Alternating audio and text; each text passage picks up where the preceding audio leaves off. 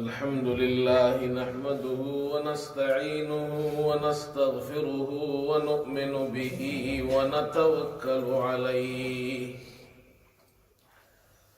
ونعوذ بالله من شرور أنفسنا ومن سيئات أعمالنا من يهده الله فلا مضل له ومن يضلله فلا هادي له ونشهد أن لا إله إلا الله وحده لا شريك له ونشهد أن سيدنا وحبيبنا ومولانا محمدا عبده ورسوله صلى الله تعالى على خير خلقه محمد وآله وأصحابه أجمعين أما بعد فأعوذ بالله من الشيطان الرجيم بسم الله الرحمن الرحيم ولا تباشروهن وأنتم عاكفون في المساجد صدق الله مولانا العظيم. بزرگان محترم اور برادران عزیز،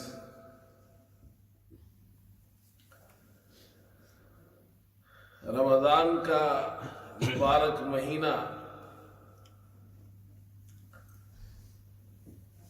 شروع ہوا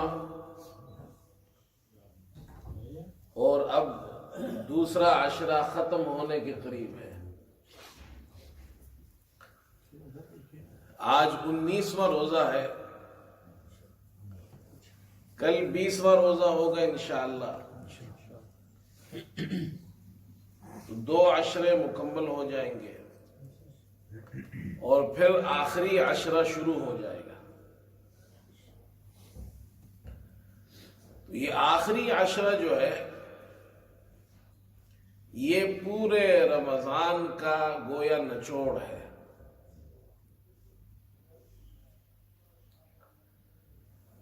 اور رسول کریم صلی اللہ علیہ وسلم کے بارے میں آتا ہے کہ جب آخری عشرہ رمضان کا آ جاتا تو آپ آخری عشرے میں زیادہ اہتمام فرماتے عبادات کا، اپنی تہبند کو کس لیتے تھے، راتوں کو اٹھ کر اللہ کی عبادت کیا کرتے تھے اور اپنے گھر والوں کو بھی جگاتے تھے. شد میزرہ وایقظ اہلہ.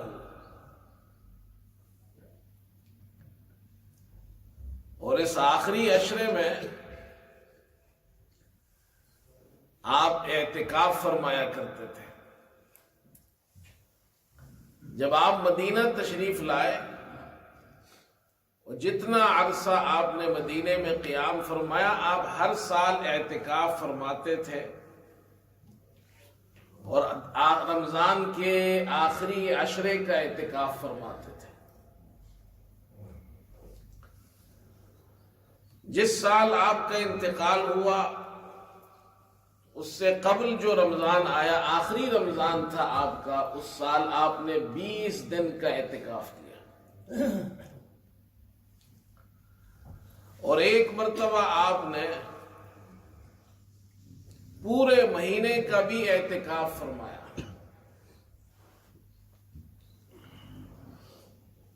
صحابہ اکرام رضی اللہ عنہم اجمعین آپ کے ساتھ اعتکاف کرتے تھے. چنانچہ آپ نے پہلے عشرے کا اعتکاف کیا، پھر دوسرے عشرے کا اعتکاف کیا، پھر آپ نے اپنے خیمے سے سر باہر نکال کر ارشاد فرمایا کہ میں نے پہلے عشرے کا اعتکاف کیا تاکہ مجھے لیلۃ القدر مل جائے، لیکن نہیں ملی. پھر دوسرے عشرے کا اعتکاف کیا، اس میں بھی نہیں ملی.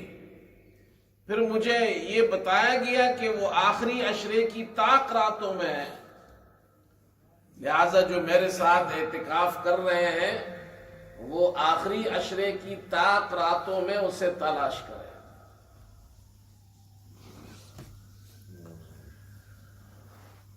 یہ اعتکاف رمضان کے اندر، رمضان کے آخری عشرے میں کرنا سنت ہے، اور اعتکاف مسجد میں کیا جاتا ہے۔ مسلمان مسجد میں آ جاتے ہیں، اللہ کے گھر میں آ جاتے ہیں اور اعتکاف کرتے ہیں۔ اعتکاف کا سب سے بڑا مقصد کیا ہے؟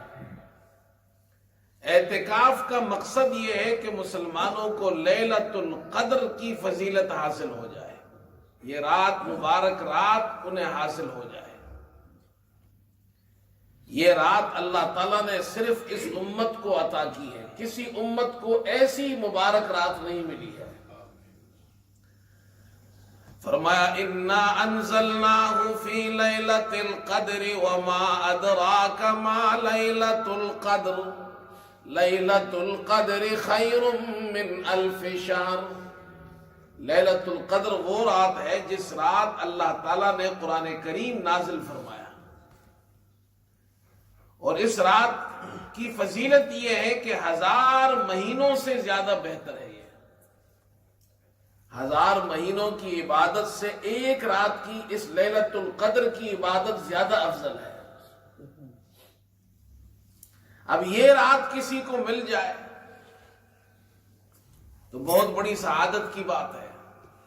حضرت عائشہ صدیقہ رضی اللہ تعالی عنہا نے رسول کریم صلی اللہ علیہ وسلم سے پوچھا، اللہ کے رسول اگر مجھے لیلۃ القدر مل جائے تو میں کیا عبادت کروں، کون سی دعا مانگوں؟ آپ نے فرمایا یوں دعا مانگو، اللہم انک عفو تحب العفو فاعف عنی۔ اللہ تو معاف کرنے والا ہے، معافی کو پسند کرتا ہے، مجھے معاف فرما دے۔ تو گناہوں کی بخشش کی رات ہے یہ، اس کا آسان طریقہ رسول کریم صلی اللہ علیہ وسلم نے یہ بتایا، اپنے قول سے بھی بتایا، اپنے عمل سے بھی بتایا۔ تم مسجد میں جا کر بیٹھ جاؤ، اعتکاف کر لو، تمہیں لیلۃ القدر ضرور ملے گی۔ جو معتکف ہے اس کی لیلۃ القدر فوت نہیں ہوتی، تو اللہ کے گھر میں آ گیا۔ اب وہ اللہ کے گھر میں ہے، لیلۃ القدر جس رات میں بھی ہو اسے تو لیلۃ القدر ملے گی، محروم نہیں ہوگا وہ۔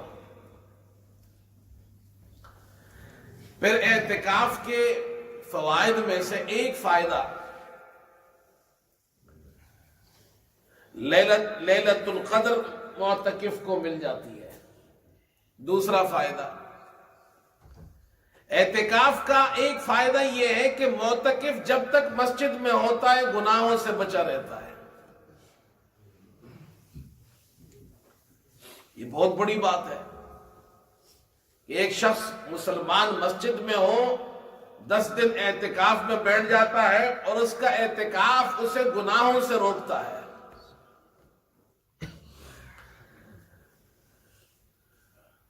ہمارے والد صاحب رحمت اللہ علیہ وہ ہر سال اعتکاف کیا کرتے تھے، اور کبھی کبھار وہ پورا رمضان اعتکاف میں بیٹھ جاتے تھے۔ ہم چھوٹے ہوتے تھے،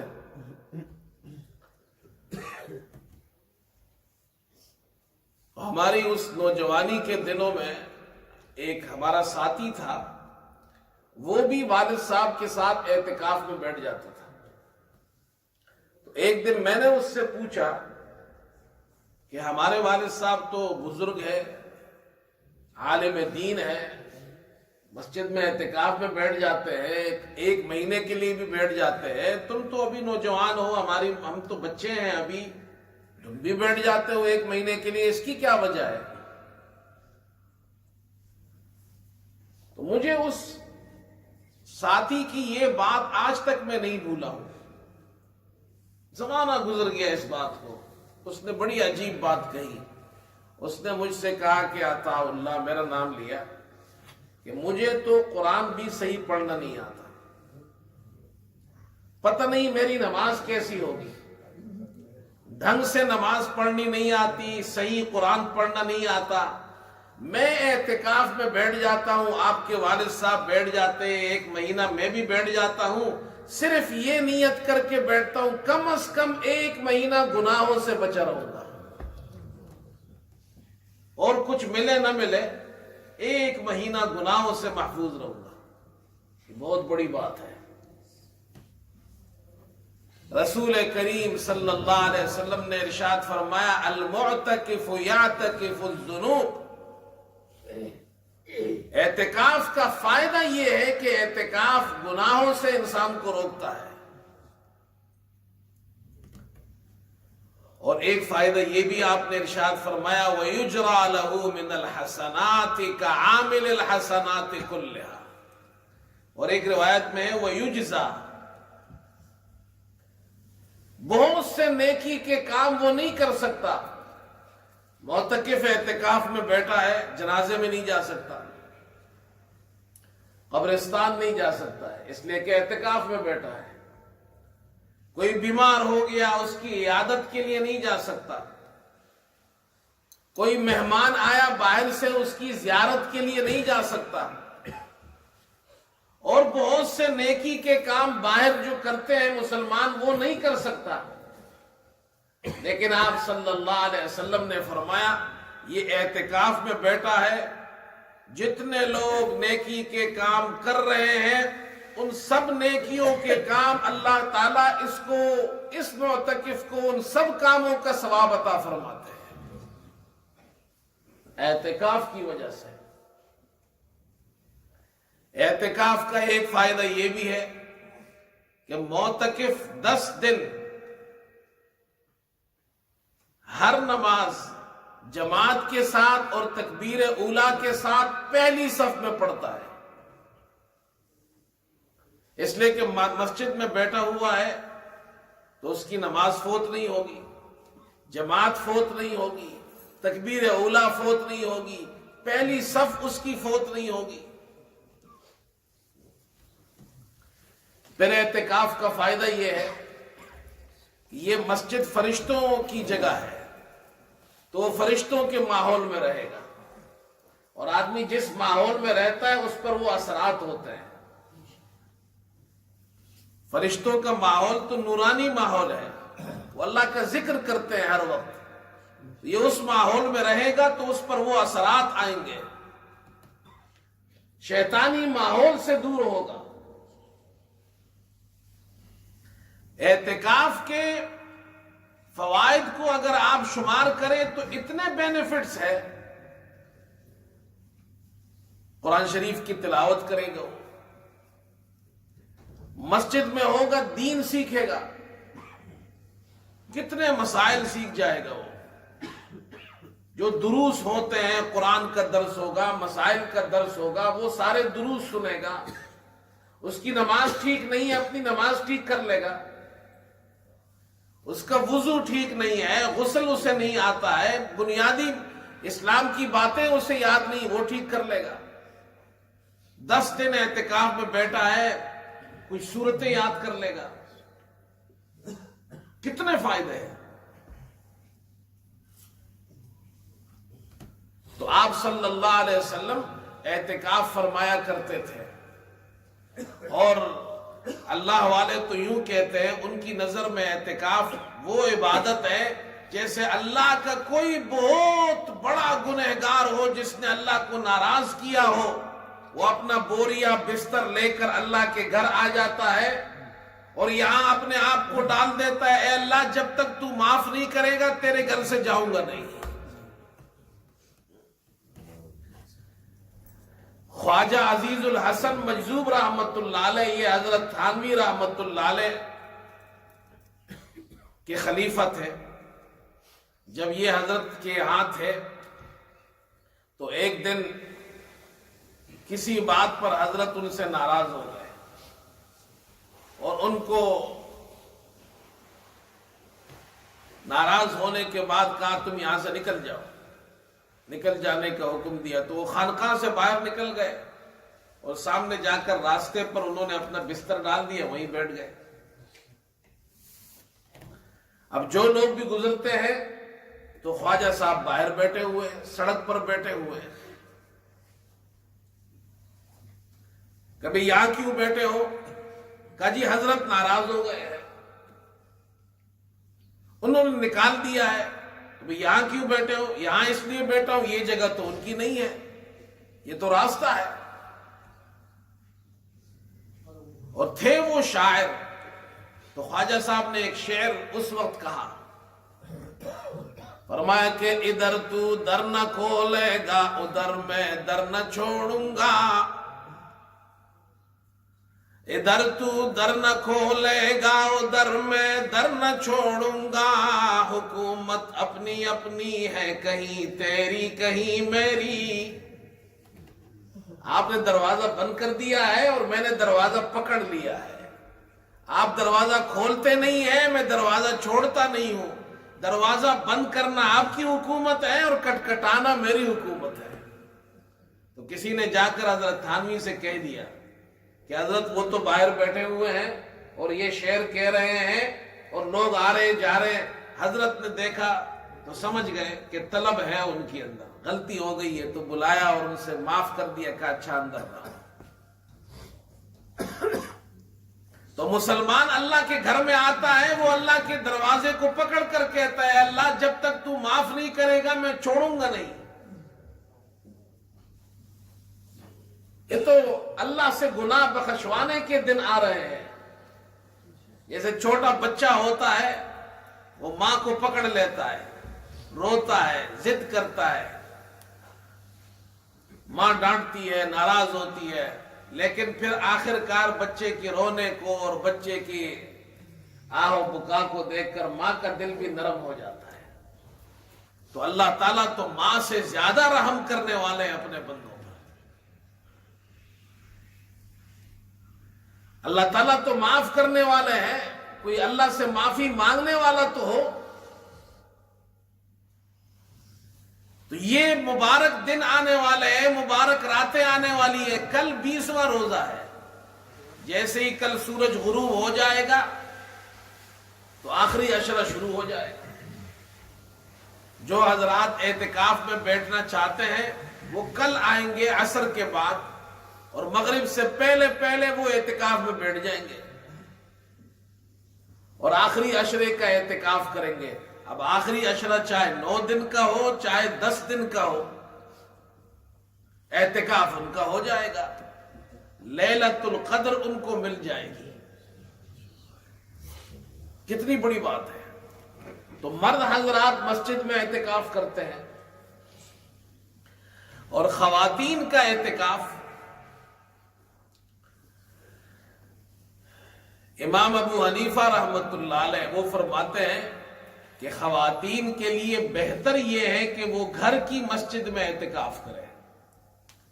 مسجد میں اگر خواتین نے اعتکاف کیا تو اعتکاف ہو جائے گا. اگر کوئی مسجد ایسی ہے جہاں خواتین کے لیے جگہ ہے، سیپریٹ انتظام ہے، اور اگر وہ کرتی ہے تو ہو جائے گا.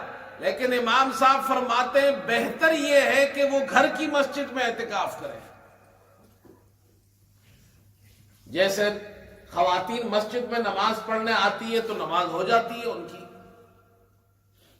لیکن رسول کریم صلی اللہ علیہ وسلم نے ارشاد فرمایا کہ خواتین کی گھر کی مسجد میں نماز مسجد کے نماز سے زیادہ افضل ہے. جتنے گھر کے اندر چھپ کر نماز پڑھے گی، باہر مسجد میں آ کر نماز پڑھنے سے زیادہ افضل ہے. اسی طرح ان کا اعتکاف بھی گھر کی مسجد میں کرنا زیادہ افضل ہے. اگر وہ مسجد میں نماز پڑھنے آتی ہے تو نماز ہو جائے گی ان کی. مسجد میں درس ہوتا ہے، درس میں شرکت کے لیے آتی ہے، اچھی بات ہے. لیکن آپ صلی اللہ علیہ وسلم نے فرمایا ان کی نماز گھر کے اندر، اور وہ بھی جتنا چھپ کر پڑھے زیادہ افضل ہے. اسی طرح اعتکاف ان کا گھر میں کرنا افضل ہے. امام شافعی رحمت اللہ علیہ وہ فرماتے ہیں کہ عورتوں کے لیے اور مردوں کے لیے اعتکاف صرف مسجد میں ہے، گھروں میں نہیں ہے۔ ان کا مسئلہ ہے، وہ فقیہ ہے، امام ہے، مجتہد ہے۔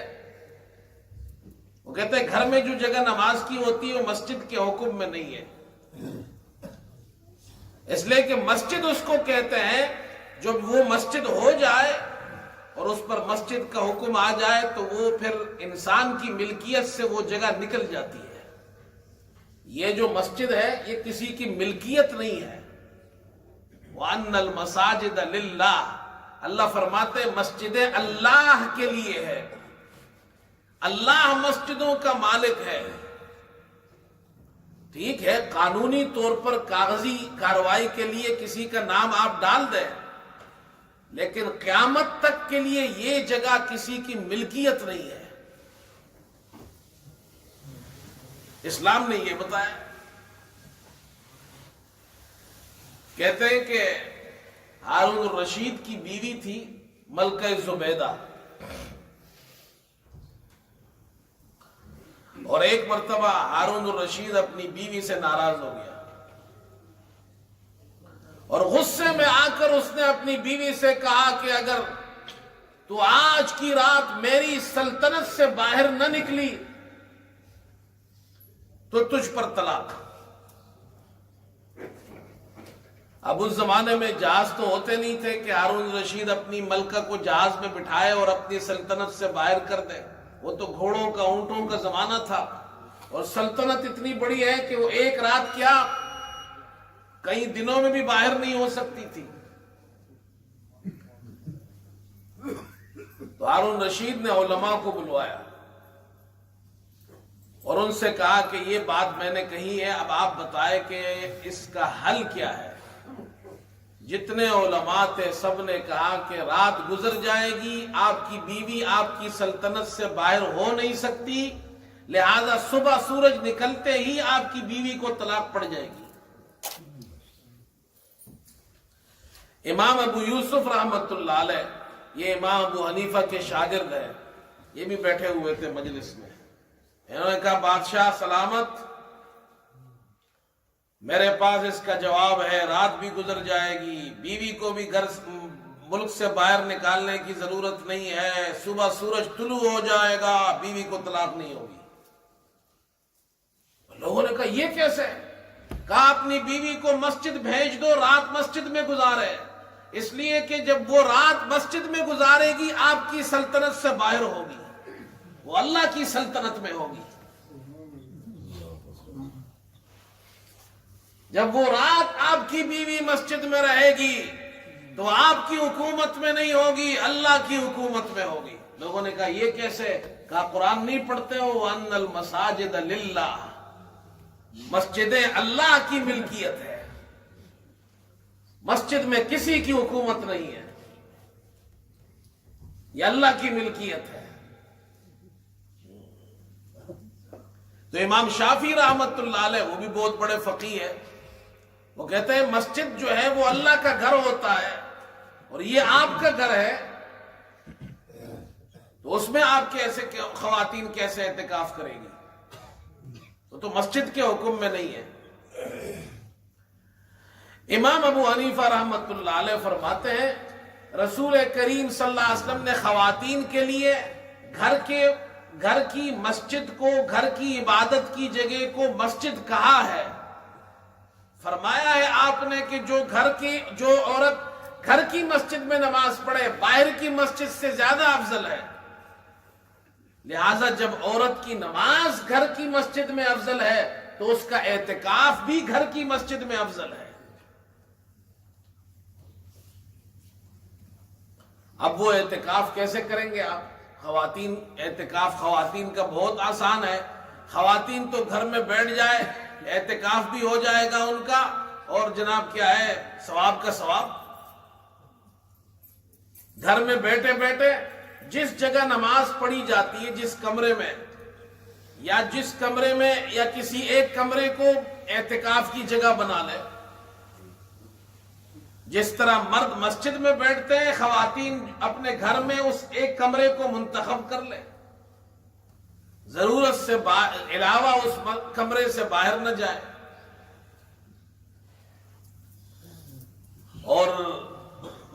وضو کے لیے جانا ہے، ٹوائلٹ جانا ہے تو وہ چلی جائے. باقی جو گھر کے افراد ہیں وہ ان کی ضرورت کمرے میں ان کے لیے پوری کر دیا کرے، کھانا وغیرہ وہاں لا کے رکھ دیا کرے. اگر گھر کے دوسرے افراد بھی اسی کمرے میں بیٹھ کر ان کے ساتھ کھاتے ہیں، اس میں بھی حرج نہیں ہے. ہاں وہ دنیاوی گپ شپ نہ لگائے، عبادت کرے، قرآن شریف پڑھے، نماز پڑھے، اور ضرورت کے بغیر وہاں سے نہ جائے. کوئی ملنے آئے تو مل بھی سکتا ہے، ان سے ملاقات میں بھی حرج نہیں ہے. بعض لوگ یہ سمجھتے ہیں کہ اعتکاف میں جو شخص بیٹھ جائے وہ کسی سے بات نہیں کر سکتا، کسی سے مل نہیں سکتا. یہ غلط بات ہے. وہ مل بھی سکتا ہے، بات بھی کر سکتا ہے. یہاں تک کہ اگر کوئی شخص مسجد میں اعتکاف میں بیٹھا ہے اور وہ کاروباری شخص ہے، بزنس کرتا ہے، اور وہ اپنا کاروبار اور بزنس اس اعتکاف میں بیٹھ کر یہاں سے کرتا ہے تو بھی جائز ہے. معنی یہ ہے وہ اپنی چیزیں، سامان یہاں نہیں لائے گا، سامان تو باہر ہی ہوگا. لیکن اگر لوگ آتے ہیں اور وہ ان کو اپنے اس کے ملازمین ہیں، ان کو سمجھاتا ہے یہ کام اس طرح کرو، اندر سے انسٹرکشنز دے رہا ہے، ہدایات دے رہا ہے. یا لوگ آتے ہیں جی ہمیں آپ سے یہ خریدنا ہے، اور وہ مسجد میں بیٹھ کر ان کے ساتھ ڈیل کرتا ہے، یہ بھی جائز ہے. لیکن اس کا یہ معنی بھی نہیں ہے کہ اعتکاف میں پورا آفس اندر کھول لیں. ہمارے یہاں تو مسئلہ یہ، امام صاحب سے لوگ مسئلہ سنتے اتنا ہے اور اس کو بنا لیتے اتنا، پھر بعد میں خود اس میں اضافہ کر لیتے ہیں. تو اس کا مطلب یہ ہے کہ وہ دوسرے جو ساتھی ہیں وہ ڈسٹرب نہ ہو، کسی کو پتہ نہ چلے کہ یہ کیا کر رہا ہے. کوئی ایک آدمی آیا، اس کے ساتھ بیٹھ کے ایک کونے میں اس نے بات کی، چلا گیا، کسی کو خبر ہی نہیں ہوئی کہ اس نے لاکھوں کا بزنس کر لیا. لیکن اگر وہ مسجد میں اس طرح بیٹھ رہا ہے کہ آگے ٹیلی فون رکھے ہوئے ہیں 5 اور ٹیبل رکھا ہوا ہے، آفس بنایا ہوا ہے، اس کا ملازم بیٹھا ہوا ہے کہ امام صاحب نے کہا جی آپ بزنس کر سکتے ہیں، ایسا آفس بنانا جائز نہیں ہے مسجد میں. لیکن ہے یہ عمل جائز اس لیے کہ وہ اعتکاف میں ہے، وہ یہاں سے اپنا بزنس رن کر سکتا ہے. اسی طرح خواتین اعتکاف میں بیٹھی ہیں، گھر میں بیٹھی ہوئی ہے، وہ گھر کے خواتین کو، بچیوں کو انسٹرکشنز دیتی ہے، کام وغیرہ کی جو ضرورت ہے وہ باتیں کرتی ہے. فون اٹینڈ کر سکتے ہیں، آپ بات کر سکتے ہیں. مسجد میں جو اعتکاف میں بیٹھے ان حضرات کو چاہیے اپنا فون سائلنٹ پہ رکھے، یا اس کے جو ٹونز ہیں اس کو جناب ذرا کم آواز میں رکھے، اور میوزک والے ٹونز جو ہے نا یہ ہٹا لے. یہ اللہ کا گھر ہے. باقی آپ اپنی ضرورت پوری کر سکتے ہیں یہاں سے، اتنا آسان ہے اعتکاف. تو انشاءاللہ کل سے اعتکاف شروع ہو جائے گا. کل عصر کے بعد، مغرب سے پہلے جو حضرات اعتکاف کرنا چاہتے ہیں تو وہ کل عصر کے بعد یہاں آ جائے، اپنا بستر لے کر آ جائے، جو ضرورت کی چیزیں ہیں آپ کی وہ لے کر آ جائے. اپنے ساتھ کپڑے لے آئے، تولیہ لے آئے، بستر اپنا لے آئے، جو ضرورت کا سامان ہے مختصر وہ لے آئے. بس بہت زیادہ سامان لانے کی ضرورت نہیں ہے کہ بڑے بڑے جناب بریف کیس لا رہے ہیں آپ، اور اس کی کیا ضرورت ہے؟ آپ کا گھر تو یہیں پر ہے، ضرورت ہے تو بعد میں منگوا لینا. آپ کو کپڑوں کی ضرورت ہوگی تو وہ بھی منگوا سکتے ہیں. بستر ہونا چاہیے، اور جو ضرورت کی چیزیں، کوئی اگر بیمار ہے اس کی دوائی ہے تو اپنی دوائی میڈیسن وغیرہ ساتھ لے کر آ جائے. جو ہمارے بزرگ حضرات ہوتے ہیں وہ کچھ حضرات یہاں نیچے بیٹھ جاتے ہیں اور باقی حضرات اوپر بیٹھتے ہیں اعتکاف کے اندر. اعتکاف کے اندر اتنی بات یاد رکھیں کہ آپ 10 دن جب اعتکاف کریں گے تو وہ 10 دن مسجد میں گزاریں گے، ضرورت کے بغیر مسجد سے باہر نہیں جائیں گے. ضرورت کیا ہے؟ وضو کے لیے جانا، ٹوائلٹ جانا، یہ ضرورت ہے. اس کے علاوہ اور کوئی چیز ضرورت نہیں ہے آپ کی. لہٰذا آپ کسی سے ملنے باہر نہیں جا سکتے، میرا دوست آیا ہے اسٹینلی روڈ پہ کھڑا ہے تو میں سلام کر کے آتا ہوں، اس کو آنا ہے، وہ اندر آئے آپ سے مل لے، تو بلا ضرورت آپ باہر نہیں جائیں گے۔ اور مسجد کیا ہے؟ یہ جو ہمارا ہال ہے، یہ مین ہال، یہ مسجد ہے، یہ حصہ، یہ جو سامنے والا کمرہ ہے یہ بھی نہیں ہے اس میں، لہذا اس حصے کے اندر اندر آپ رہیں۔ اوپر والا جو ہال ہے یہ بھی مسجد کا ہال ہے۔ جو حضرات اوپر اعتکاف میں رہتے ہیں وہ نماز کے لیے نیچے آئیں گے، نماز کے لیے نیچے آ جائے، نماز ختم ہو جائے پھر فوراً چلے جائے۔ راستے میں چلتے ہوئے جب آپ آ رہے ہوں یا جا رہے ہوں تو رکیں گے نہیں، آپ سیڑھی میں کھڑے ہو گئے کسی کے ساتھ 5 منٹ آپ باتیں کر رہے، یہ نہیں، آپ صرف آنے جانے کے لیے صرف سیڑھی کو استعمال کر سکتے ہیں، باقی وہاں رک کر کسی سے باتیں نہیں کر سکتے۔ تو یہ بنیادی باتیں میں نے عرض کر دی ہے۔ انشاءاللہ کل سے اعتکاف شروع ہو جائے گا، اور جو حضرات بیٹھنا چاہتے ہیں وہ اگر ہمیں بتا دے پہلے سے تو زیادہ بہتر ہے، تاکہ ہمیں بھی اندازہ ہو کہ کتنے ساتھی ہیں اور ان کے لیے انتظام وغیرہ کیا جا سکے۔ اور کوئی بات اگر آپ کو اس سلسلے میں پوچھنی ہو تو آپ پوچھ سکتے ہیں۔ وآخر دعوانا الحمدللہ۔